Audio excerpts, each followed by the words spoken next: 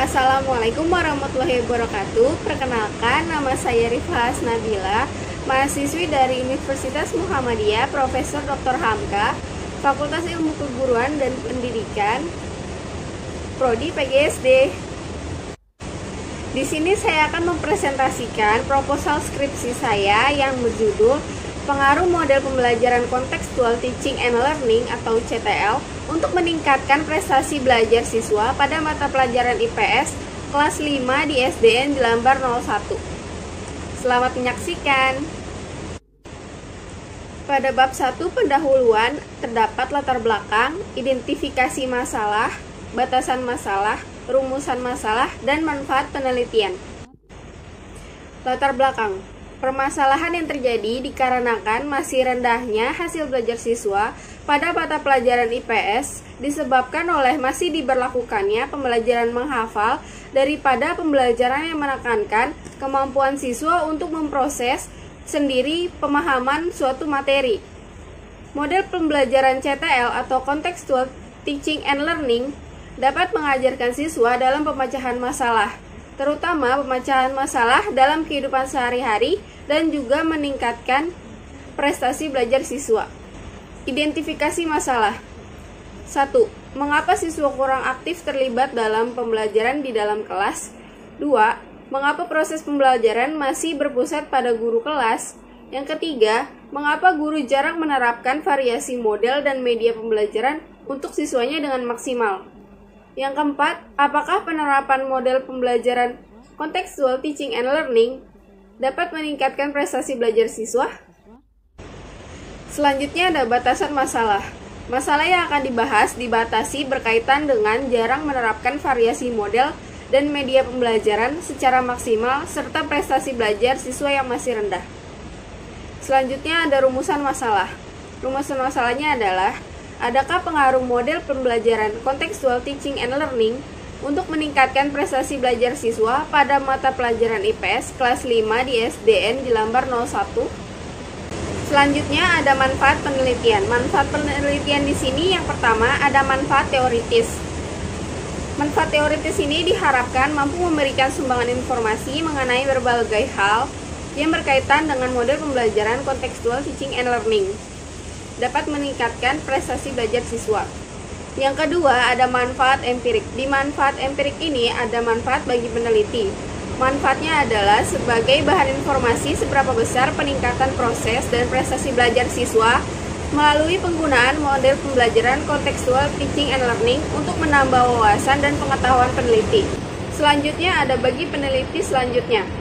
Manfaatnya adalah sebagai hasil yang dijadikan sebagai acuan bagi rekan peneliti lain dalam penelitian selanjutnya yang mengambil judul mengenai model pembelajaran Contextual Teaching and Learning. Selanjutnya ada manfaat bagi program studi.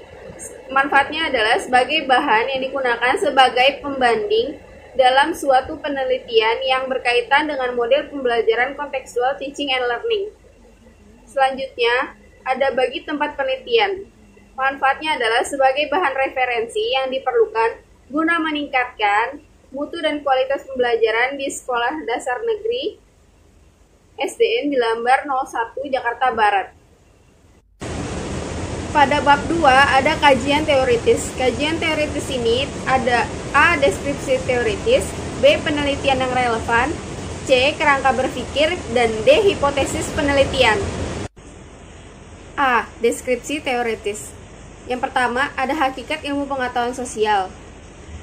Dalam hakikat ini terdapat lagi penjelasan mengenai A. Pembelajaran ilmu pengetahuan sosial, B. Ruang lingkup pembelajaran ilmu pengetahuan sosial di sekolah dasar, C. Pengertian prestasi belajar, D. Prestasi belajar ilmu pengetahuan sosial, yang E. Pengertian media pembelajaran. Pada pembelajaran ilmu pengetahuan sosial terdapat lagi pengertian ilmu pengetahuan sosial, dan yang kedua tujuan pembelajaran ilmu pengetahuan sosial. Selanjutnya, pada pengertian prestasi belajar, terdapat pengertian belajar dan pengertian prestasi belajar. 2. Model pembelajaran CTL atau Contextual Teaching and Learning. Terdapat penjelasan mengenai A. Pengertian model pembelajaran, B. Model pembelajaran CTL. Dalam model pembelajaran CTL terdapat lagi penjelasan mengenai 1. Pengertian model pembelajaran CTL, 2. Langkah-langkah model pembelajaran CTL, 3. Kelebihan model pembelajaran CTL, dan yang keempat, kekurangan model pembelajaran CTL. B. Penelitian yang relevan. Pada penelitian yang relevan terdapat 2 penelitian. Yang pertama, penelitian yang dilakukan oleh Juni Astuti, Mona Novita, dan M. Syukri Ismail pada tahun 2020 dengan judul Peningkatan Motivasi Belajar Menggunakan Kontekstual Teaching and Learning di Madrasah Ibtidaiyah Swasta Raudatul Mujawidin Tebo. Yang kedua, ada penelitian yang dilakukan oleh Siti Fatimah pada tahun 2014 yang berjudul Meningkatkan Motivasi dan Prestasi Belajar IPS melalui pendekatan CTL pada siswa kelas 5 SDN 3 Sukorejo, Kecamatan Gandusari, Kabupaten Trenggalek, tahun 2013-2014, semester 2. C. Kerangka berpikir. Model pembelajaran kontekstual teaching and learning memiliki konsep pembelajaran yang menekankan pada keterkaitan antara materi pembelajaran dengan dunia kehidupan siswa secara nyata, sehingga mampu menghubungkan dan menerapkan kompetensi dalam kehidupan sehari-hari. Dengan ini, siswa dapat dibekali dalam memecahkan masalah kehidupannya sebagai anggota masyarakat. D. Hipotesis penelitian. Hipotesis penelitiannya adalah adanya pengaruh model pembelajaran kontekstual teaching and learning untuk meningkatkan prestasi belajar siswa pada mata pelajaran IPS kelas 5 di SDN di Lambar 01. Pada bab 3 terdapat metodologi penelitian. Pada metodologi penelitian ini terdapat juga A. Tujuan penelitian, B. Tempat dan waktu penelitian, C. Metode penelitian, D. Populasi dan sampel penelitian, E. Rancangan penelitian, F. Teknik pengumpulan data, G. Teknik analisis data, dan yang H. Hipotesis statistik.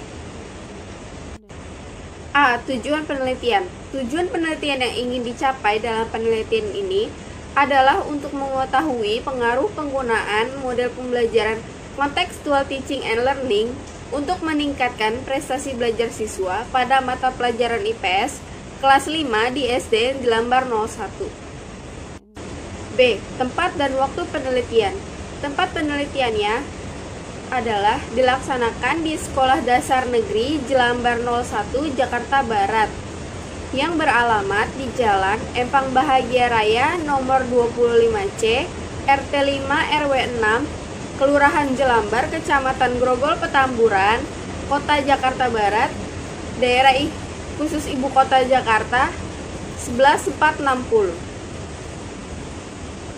Waktu penelitiannya adalah dilaksanakan pada tanggal 13, 14, dan 15 Mei 2021, semester 2 tahun ajaran 2020 dan 2021. C. Metode penelitian. Penelitian yang akan digunakan oleh peneliti adalah penelitian eksperimen kuantitatif. Metode yang akan digunakan dalam penelitian ini adalah True Experimental Design atau eksperimen yang betul-betul. Penelitian ini menggunakan 2 subjek penelitian, yaitu kelompok eksperimen yang diberikan perlakuan yang berupa penerapan pembelajaran dengan model pembelajaran kontekstual teaching and learning, dan kelompok kontrol yang diberikan pembelajaran dengan metode konvensional. Sehingga dalam penelitian ini akan terlihat perbandingan dari perbedaan prestasi belajar antara kelompok eksperimen dengan kelompok kontrol. Desain yang dilakukan pada penelitian ini berbentuk post-test only control design. D. Populasi dan sampel penelitian.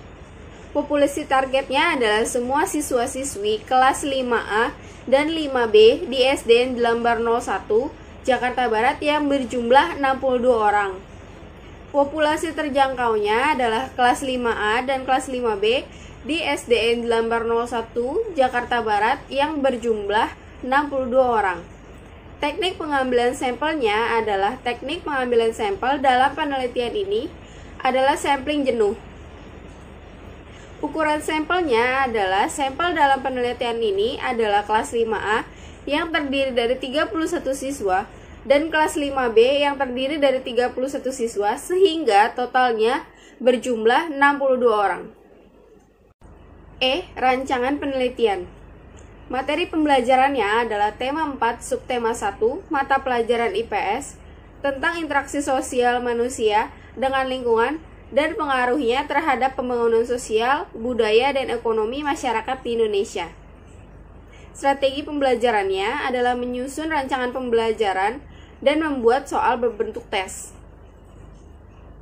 Pelaksanaan perlakuannya adalah penelitian ini dilaksanakan pada tanggal 13, 14, dan 15 Mei 2021, semester 2, tahun ajaran 2020-2021. Teknik pengumpulan data. Yang pertama ada instrumen variabel terikat. Di sini terdapat definisi konseptual. Definisi konseptualnya adalah prestasi belajar IPS, yaitu melakukan pelaksanaan model pembelajaran contextual teaching and learning untuk menghasilkan penilaian yang dapat diukur agar membentuk karakter siswa yang dapat mempelajari, menelaah, dan mengkaji sistem kehidupan manusia, menggambarkan interaksi sosial dengan lingkungan masyarakat sekitarnya, dan berhubungan dengan semua aspek kehidupan manusia. Yang selanjutnya ada definisi operasional. Model pembelajaran contextual teaching and learning diterapkan di kelas 5A mengenai tema 4, subtema 1 berkaitan dengan pembelajaran IPS di SDN Jelambar 01, Jakarta Barat. Selanjutnya ada jenis instrumen. Instrumen penelitian berupa tes dengan tujuan untuk mengetahui seberapa jauh pengetahuan siswa terhadap IPS dan bagaimana peningkatan prestasi belajar siswa. Selanjutnya ada kisi-kisi instrumen. Jenis soal yang digunakan pada tes ini adalah soal pilihan ganda sebanyak 35 soal dan dengan pilihan ganda A, B, C, dan D sebanyak 20 soal, isian 10 soal, dan soal esai 5 soal. Selanjutnya ada pengujian validitas dan perhitungan reliabilitas. Yang pertama ada pengujian validitas. Menurut Sugiono, instrumen yang valid berarti alat ukur yang digunakan untuk mendapatkan data atau mengukurnya itu pun valid. Valid berarti instrumen tersebut dapat digunakan untuk mengukur apa yang seharusnya diukur. Untuk mengukur validitas suatu instrumen yang digunakan melalui rumus korelasi poin biserial. Yang kedua ada pengujian reliabilitas. Menurut Sugiono, instrumen yang reliable adalah instrumen yang bila digunakan beberapa kali untuk mengukur objek yang sama akan menghasilkan data-data yang sama. Untuk mengklasifikasikan tingkat reliabilitas digunakan rumus KR20. Teknik pengumpulan data yang kedua adalah instrumen variabel bebas. Yang pertama ada definisi konseptual. Model pembelajaran contextual teaching and learning merupakan suatu kerangka konseptual sistematis yang menggunakan masalah sebagai awal dari proses pembelajaran. Masalah-masalah tersebut dirancang agar peserta didik dapat mendapatkan pengetahuan yang penting, memiliki strategi belajar sendiri, dan memiliki kecakapan berpartisipasi dalam kerjasama tim. Yang kedua ada definisi operasional. Model pembelajaran contextual teaching and learning diterapkan di kelas 5A dengan tema 4, subtema 1 terkait dengan pembelajaran IPS di Sekolah Dasar Negeri Jelambar 01, Jakarta Barat. Selanjutnya ada G, teknik analisis data. Teknik analisis data itu yang pertama ada uji normalitas. Uji normalitas dilakukan untuk mengetahui apakah sampel yang diambil dalam penelitian berdistribusi normal atau tidak. Langkah ini mutlak dilakukan untuk menentukan metode statistika selanjutnya. Apakah memakai statistika parametrik atau non-parametrik. Perhitungan uji normalitas menggunakan uji Lilliefors. Selanjutnya yang kedua ada uji homogenitas. Uji homogenitas dimaksudkan untuk memperlihatkan bahwa kedua atau lebih kelompok data sampel berasal dari populasi yang memiliki variasi yang sama. Uji homogenitas ini menggunakan uji Fisher atau uji F. Selanjutnya yang terakhir ada uji hipotesis. Untuk mengukur besarnya pengaruh variabel bebas terhadap variabel terikat dan juga untuk mengukur tingkat signifikansi diterima atau ditolak antara X dan Y dengan menggunakan analisis t-test. Uji ini dilakukan untuk membandingkan atau membedakan apakah kedua variabel tersebut sama atau berbeda. Selanjutnya yang terakhir ada hipotesis statistik. Dan ini adalah hasil hipotesis yang saya dapatkan. Terima kasih sudah menyaksikan presentasi proposal penelitian skripsi saya yang berjudul Pengaruh Model Pembelajaran Kontekstual Teaching and Learning untuk meningkatkan prestasi belajar siswa pada mata pelajaran IPS kelas 5 di SDN Jelambar 01. Semoga video ini dapat bermanfaat dan dapat dimengerti oleh teman-teman sekalian. Kurang lebihnya mohon maaf. Wassalamualaikum warahmatullahi wabarakatuh.